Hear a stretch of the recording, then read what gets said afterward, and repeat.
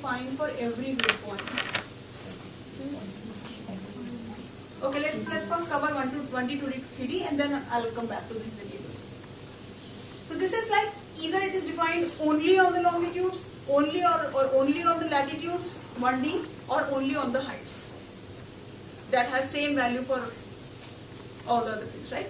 2D is which is defined at all the points within a grid, on all the points in a grid.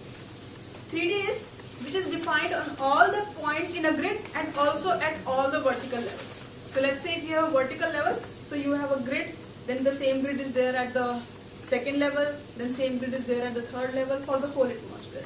So the variables which are defined everywhere, right? So now let's see U. Is U defined only on the latitudes? Is it defined only on the longitudes? Is it defined only at the, when I say only at the heights means it is same at all heights? No. Is it same at all latitudes? No. It is not. It's same at all longitudes? No. So this is not 1D. Is U defined on each point on the grid but not defined at different levels? It is defined all over the atmosphere. So it is a 3D. Why I covered this question, right? Let's see why.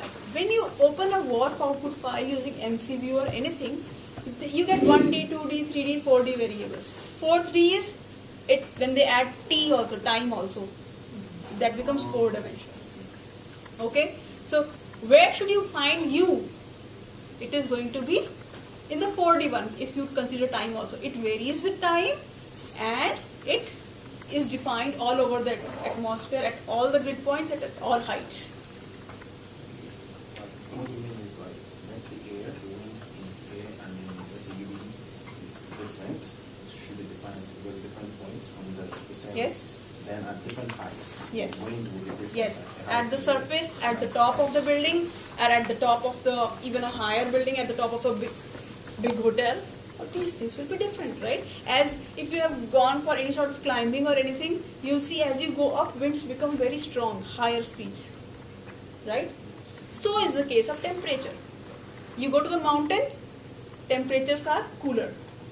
Also, temperature near the sea will be different than temperature somewhere in the planar area, right? Temperature varies from place to place. If it has rained at this location, then temperature will be somewhat different than where it did not rain. So temperature varies with height, with space, and obviously with time. So time I'm not considering here because time is the fourth dimension generally considered. In space it is generally 3 dimension, x, y and z. Right? X, y and z. So this is just like the temperature is a 3D variable. Right? Does it make sense now? This is because I want you to kind of think about it, what these variables are. When you look for a variable in the output files, where exactly would you try to look for, right? So is the case with humidity. If it has rain, maybe all the water is got precipitated, you can breathe more easily. Where it is building up the convection or something, you feel suffocated because it is too humid, right? And obviously humidity is highest at the surface, and as you go up, humidity reduces because humidity is made up of water in the atmosphere, and water is heavy, so it will try to stay closer to the surface because of the gravity effect. Anything which is heavy will try to come closer to the surface. So that is why humidity is higher at the surface and reduces as we go up, but it varies with space and height. So it's a 3D variable. Now, here there was a simple, so only 1D variable here was eta levels. Why? Because eta levels are height levels of the model, and we are modeling the atmosphere at fixed height levels. I said 40 height levels. So for every level it is going to have the same height or same pressure. So eta levels are the one dimensional. For the whole one height it's same. Right? This is 1D variable. Now this should be easy. When I say surface pressure, anything which is surface, that means I am fixing a level. So it can only vary over the space, right? And have fixed the level. So it is 2.